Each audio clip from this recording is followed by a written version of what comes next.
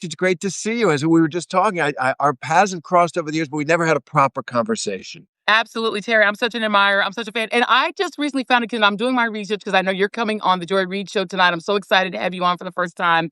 That because we're from different networks, we never could like be on each other's things.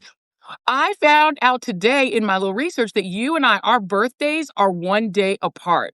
So happy we're gonna be we are Sag brother and sister. I So love that. welcome to the Sagittarius Now, are world. you December 8th, December 10th? I'm the eighth. Yes, There you I'm the go. eighth, and you're the ninth. So yes. Well, the 8th is, I'm Catholic, grew up Catholic. That's the Feast of the Immaculate Conception. I don't know what that means one day, one way or the other, but I guess that's you. Holy, holy, holy. I want to say one thing too, praise you, or as my kids say, glaze you, which is, watching you over the years and now on the Joy Reid show and doing what you're doing. I gotta say, sometimes I thought, okay, well, I just asked the president a tough question, or a lot of people are angry at me for doing something or other. What you have managed to do in the teeth of far more opposition and nastiness, right? I just admire the way you keep your joy, right?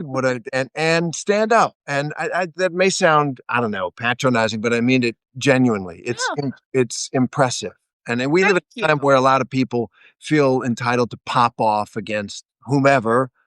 Yeah. But if I ever feel bad for myself, I'll just think, well, think of what Joy has made it through and continues to thrive. So Thank you so much. Well, that means a lot to me because, again, I'm such a fan of yours and admirer of your work. And, in the journalism world, we tend to be kind of a mutual admiration society, y'all. Just so you know, like, we all watch each other. No matter what network we're on, we're always watching, what our colleagues and peers are doing. And, what to me, are, everything you covered from the Clarence Thomas hearings to, the wars to interviewing presidents, like, you've done so much of the admirable work that made me fall in love with journalism in the first place. So I have always enjoyed watching you from afar. We didn't know each other, but just know that the work that you're doing, the serious, difficult work of being a researched, journalist who's serious and about that business. And so when what happened to you happened, it outraged me so much because you were in a position where you really generally weren't allowed to give your opinion, right? But when you finally had enough of the bullshit and the foolishness that you were seeing and the fascism and the cruelty, the fact that you spoke from your heart to me is like that is what journalism is. I mean, Walter mhm. Cronkite, people I used to teach a class and I always would teach about this. Walter Cronkite was an objective journalist who did not have a dog in the fight. He was not political, but when he could see with his eyes that the Vietnam War was a lost cause and was costing and wasting American lives and Vietnamese lives for nothing, I felt like he had a moral obligation to say what he said. I- And you no know, one argues that he was not still an objective journalist because he could see with his eyes the facts and the truth and the reality. To me, that's who you are as well. Thank you. That's incredibly high praise, obviously, and I appreciate that. But the point that you're making is exactly right and exactly the way I felt. So I put out this tweet about Stephen Miller primarily and Trump. And when I did so, everybody thinks it's a drunk tweet because it came after midnight. It was not. It was actually something that had been bothering me all day. I started Yeah. writing it in the afternoon and ended up at that. But the point of it is that I felt I was describing what I could see in the Yes. public man, what he was doing every day, pouring out this hatred Yes. and this viciousness onto our country. And I kind of thought, well, I know the language is kind of hot, but it's a description. That's right. I'd get in trouble. Wasn't the first time I got in trouble at ABC. Good trouble, I hope. Good Uh, trouble. but what I said to myself was, all right, I'll tell him it was a description because that's the way it felt to me. This is what he's doing, right? Correct. And to describe this administration accurately and to describe the efforts of Trump to consolidate so much power in his own hands, you have to use the right words. Yeah. Authoritarian is a good word. Fascism isn't far from the truth either. Yeah. We're in a place where those dark words that you would never have used in American history, right? I don't think so. But that we must be able to use the accurate words as reporters, as journalists, That's right. to say what's going on. I have a picture that I ordered of an old New York Times from the 1930s, in which they are passing off Adolf Hitler as just another politician. And the New York Times did this consistently throughout the 1930s. They did a style piece. Terry, they did a style piece on Adolf Hitler and talked about his beautiful bungalow. Okay, why is there a style piece on Adolf Hitler in the New York Times? Because what people don't understand is people think that the media is a liberal, gang that wants to hurt Republicans. That is not true. The vast majority of people in journalism want nothing to do with politics. They don't want to be seen as political. There's an almost paranoia in our profession about being viewed as liberal. People don't want that. People want to be seen as objective. But if the New York Times is being so politically correct that they want to give the benefit of the doubt to Adolf Hitler and treat him like a normal politician to the point right up until he's literally gassing the Jews, then they're like, oh, wait a minute, we better report on him. You're actually not helping and not serving the public. And I feel like what's been done with Trump and Stephen Miller, his own family says that Stephen Miller is betraying his Jewish ancestors who were refugees to this country by behaving like a Nazi. Donald Trump was almost quoting Hitler when he said immigrants are poisoning the blood of this country. And even where I worked back when I was at NBC Universal, we were told we shouldn't use the word coup when it came to January 6th, which was clearly an attempted coup. The language policing, because these media companies don't want to be seen as oppositional to the president, but instead they're not using the very plain English language words that would describe what we're seeing. And I think that exact point is why the authenticity of your voice, the way that I can report and cover things now, I think engenders trust in this time, right? Because people Yes. see the constraints, they can see the filter that is done for the advertisers, done for the corporate interests of those big companies, where the news is just a teeny amount. I don't badmouth ABC News or Disney or at all. It's their company; they've got their policies; they can do what they want. I had a wonderful career there, but I do recognize. I sometimes think Bob Iger, who I don't know at all. I'd like met him once. Sits on top of this gigantic Yes. mega corporation, and all of a sudden he's got to worry about the president of the United States getting angry at some right. little guy in this little news division that he runs because he's got big interests. So that's one of the reasons that I think people are so constrained in their language. And I do think, though, people talk about the media, they really mean a few corporations that bother Trump. The right-wing media is viciously 1 billion times more biased than anything ABC ever remotely 100%. within a country mile of. And they're fine with their bias. They're fine with the total distortion of the world. They run and hide when the word Epstein gets mentioned. That's right. Not a peep out of them, right? Nope. Or whatever.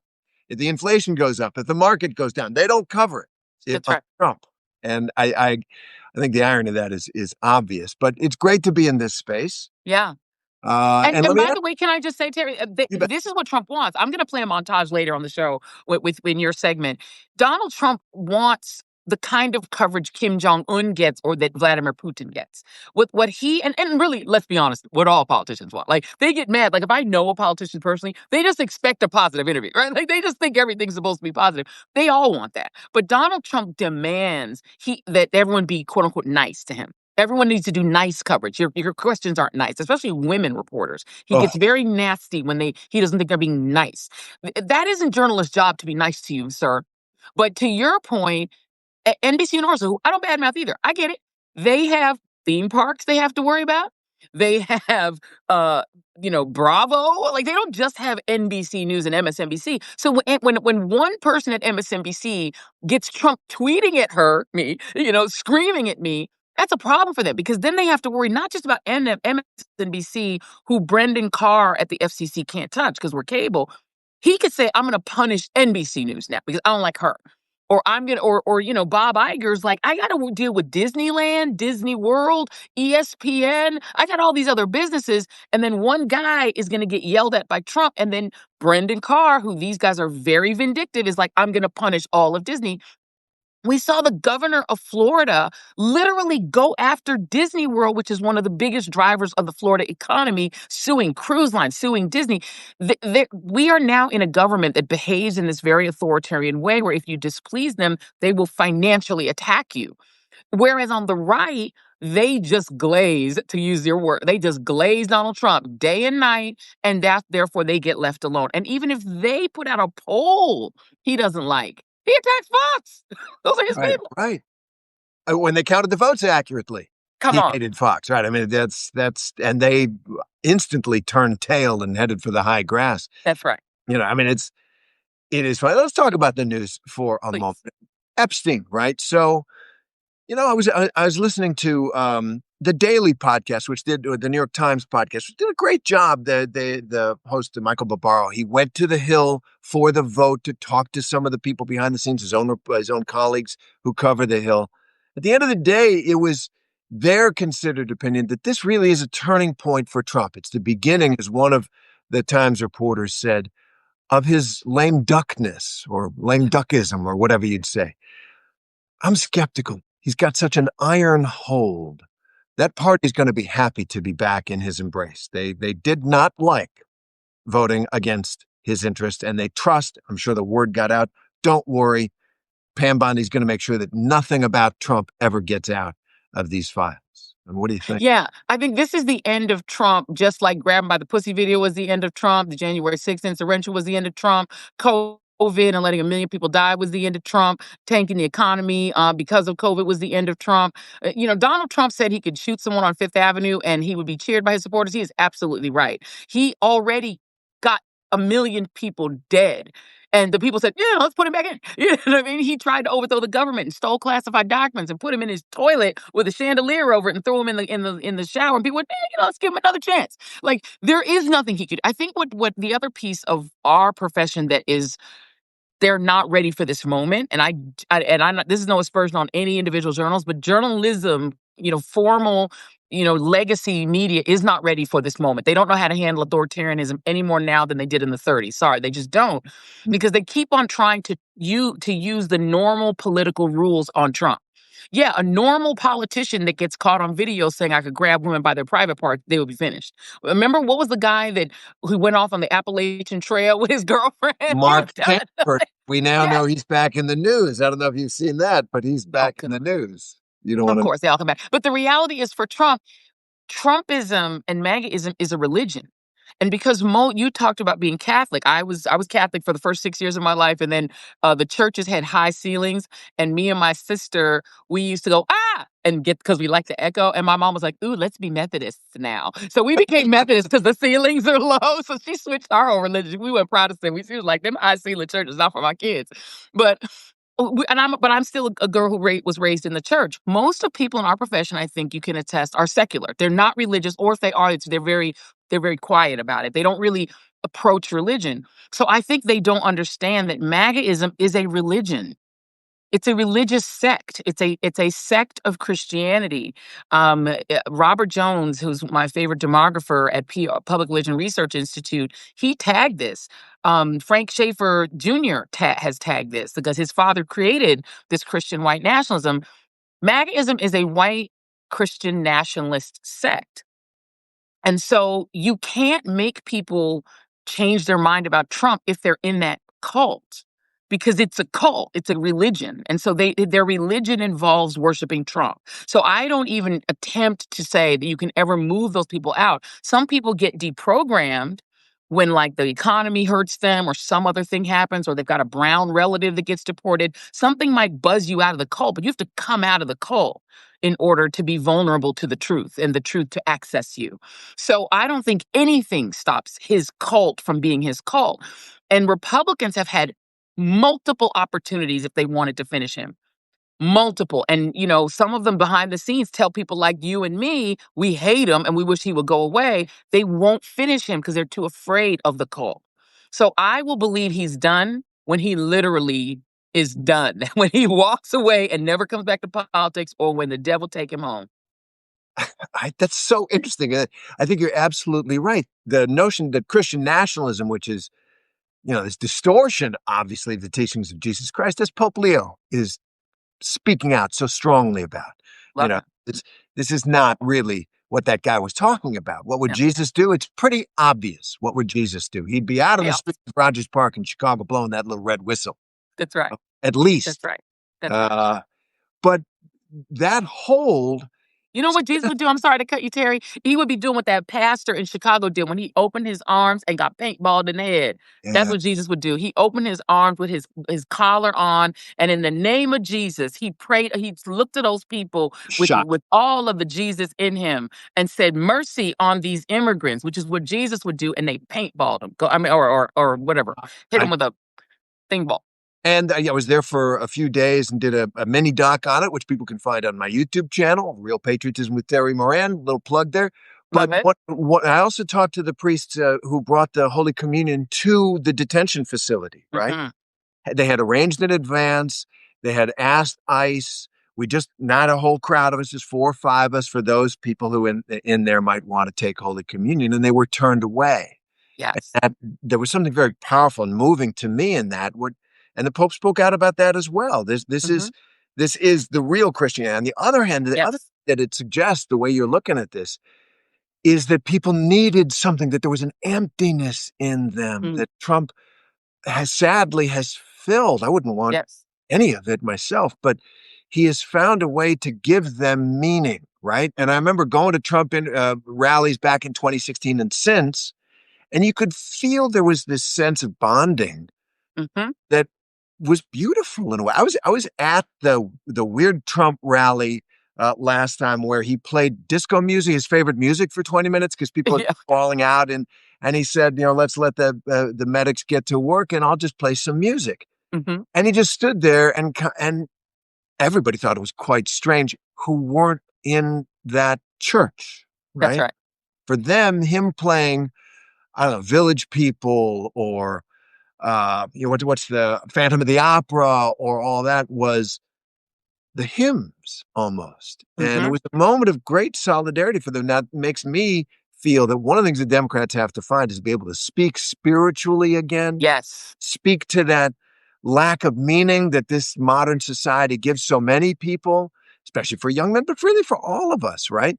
And Trump did that in the wickedest way, right? In Yeah. And the he worst. and if you think about it to what you're saying, COVID and the pandemic is when the religion really stuck because the isolation of American society, of modern society around the world, our little phones that we're on right now are a blessing in that they give us information at our fingertips, and they're a curse in that they isolate us from other people. The human experience that people are missing in this world, part of that human experience for you and me growing up when we did is church. And a connection. Church was part of your community. You went to church every Sunday, or if you were my auntie that was an evangelical, you went like 4 days a week. That's why I couldn't live with her after my mom passed. I was like, ooh, I got to live on my own. She go to church a lot, but now I myself switched to being Baptist. But the reality is that church community is part of like this extended family that was broken during COVID. People weren't going to church, they weren't going to school, they weren't on campus, they were alone, doom scrolling into their fear of death. People were dying alone. And Trump, rather than be honest with the American people about it being airborne, he and Bob Woodward basically lied to us and let us not know that this thing was airborne. And he pretended to be strong and Superman and all this stuff because he didn't want to hurt himself politically, to be frank. But what happened is people leaned even more into the QAnon religion, which is another part of the sect, and into the Trump religion. And he's become their savior. He's their only savior. That stimulus check that saved people's lives during that, which he didn't even pass. That was the Democrats, but they only saw his signature. He's their Lord and Savior. It's an apostatic religion. It's apostasy, right? And so if you understand religion, you understand that apostasy is a twisting of real religion.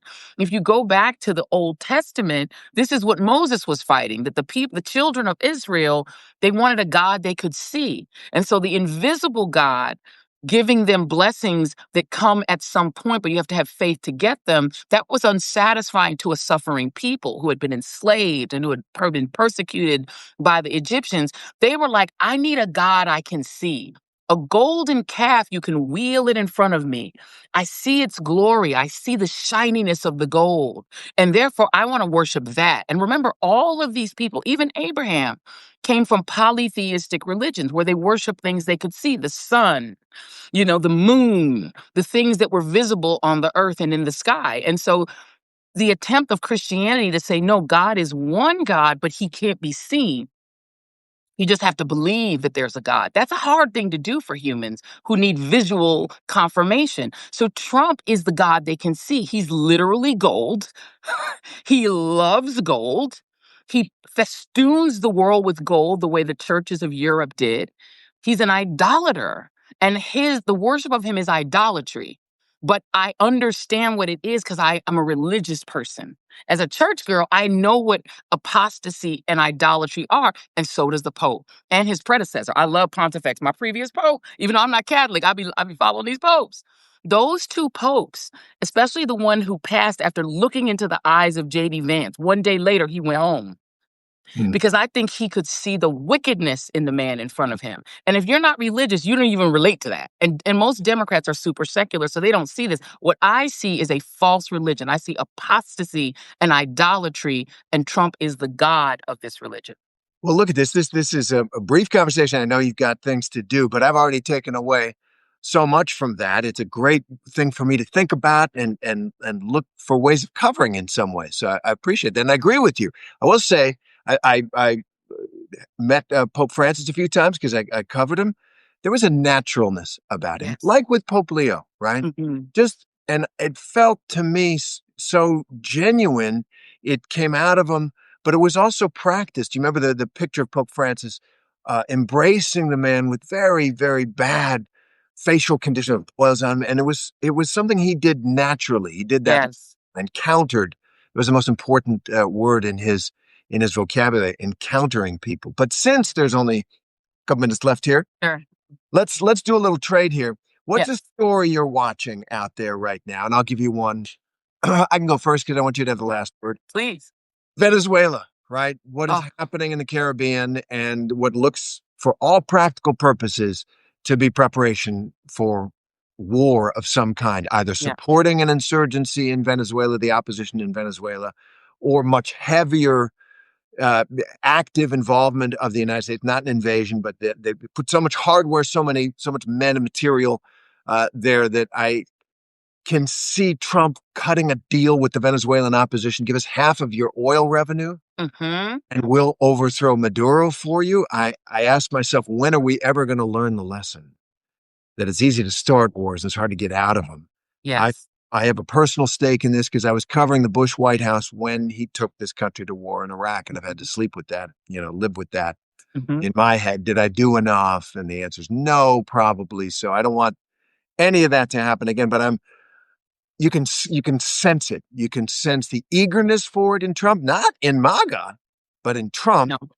and the preparation. I think climbing this high Mm-hmm. with all of this bluster and killing 80 people or wwhatever it is right now, it's going to be Yeah. hard for them to back down. So I'm very concerned. I think that's being undercovered right now. Venezuela is our next war, maybe. 100%. You kind of took mine because that is one of the ones that, and I have a personal stake in it too, because my people are from Guyana, which of course Venezuela wants to claim, 2/3 of Guyana, the Essequibo region, which is where my people were Mm. enslaved to. That it used to be part of Venezuela. I have cousins that are Venezuelan because it's, the Essequibo, Venezuela. They're like kind of right on top, and they want to go to war with Guyana. It is a terrifying situation, and a lot of the people that have been killed are Trinidadian fishermen. Those are also my people. Half my Guyanese cousins are married to Trini women. So the people in Trinidad, there are very few people that are covering this in the islands. Trinidadian fishermen are getting killed, and and here's the thing that people need to pay attention to that I wish the media did more foreign policy, which, as you know, we don't. When people survive these murders, the Trump regime's not arresting them and charging them with trafficking. They're letting them go. They're sending them home. If these people are traffickers, why aren't they being arrested? If the ones who survive just get sent back, this should set off alarms with journalists, but it's not, of course. So that is one of the stories that I'm definitely covering as well. We actually have a booking that she couldn't make it. She was traveling, but we're going to be doing more on this story coming up. And we're actually trying to interview some folks in Trinidad. And also, the Venezuela story is tough because, like Saddam Hussein, Maduro is straight evil. Mm. And there's nothing. And so you take a man who is objectively a horrific, evil dictator, and you set him up as the fall guy for what really is the expansion of empire. Donald Trump really admires William McKinley, who was an empire builder, and he seems to want empire. He wants Greenland. He wants the Panama Canal. He wants Venezuela. And I do agree with you. He's going to try to game them for some oil and for some minerals. But the other story I'm watching is the same thing that you just talked about happening in Gaza. Donald Trump has a plan that is way undercovered in the media, where he and Jared Kushner and his Middle East envoy are looking to essentially remake the Mandate of Palestine, which is when the British controlled the Levant and then divvied it up between Israel, supposedly, and the Palestinians. The Palestinians obviously never got Palestine. Donald Trump is looking to recreate that. And what he's talking about, is to create this Department of Peace, which he's the head of. And they want to recreate a Palestine mandate that he would control. And somebody put Balfour in the chat. Watch this space, because this is the beginning of a new colonial empire run by the Trump family personally, which would put them in control of Gaza. The Israeli government objects to it because they're also claiming it's a step toward a Palestinian state, which Israel opposes. They never want there to be a Palestinian state. You and I both have been covering Bibi a long time. He never wants there to be a Palestine, ever. And he's working to make sure that doesn't happen. So watch this space. We may soon have an American colonial mandate that runs Gaza with American troops potentially patrolling to secure it for Donald Trump and his son-in-law, Jared Kushner's personal financial benefit. Wow, that adds up for sure. What a foolish thing to do, though, because putting American troops in Gaza, having My spent God. some time in Gaza, not My in God. this war, but in the couple of previous ones, no, that's not a good idea at all. But look, Terrifying. we're going to continue this conversation tonight, right? Yes, I am so excited that Terry is going to be on the Joy Reid Show tonight. We're on from 6 to 8 p.m., but you just got to tune in for the whole thing. I'm not even going to tell you what time Terry's on, because I want you to watch the whole show. We're going to have a really great time. We're going to continue this conversation, and I've got tape, because there's a conversation, this is my little tease, that you had with Donald Trump that I have got to revisit, and we're also going to talk about all this Epstein madness. So I'm so excited to have you on. It's our first time having you on the show, and hopefully not the last. I hope so. All right, well, let's see how it goes. You may change your mind. I doubt it, Sagittarius. The Sagittarius is going to stick together. That's it. All right, Joy, thanks very much. We'll see you later, and thanks for tuning in. Check us out later on. Okay. Thank you. Bye-bye. Bye. Bye, everybody.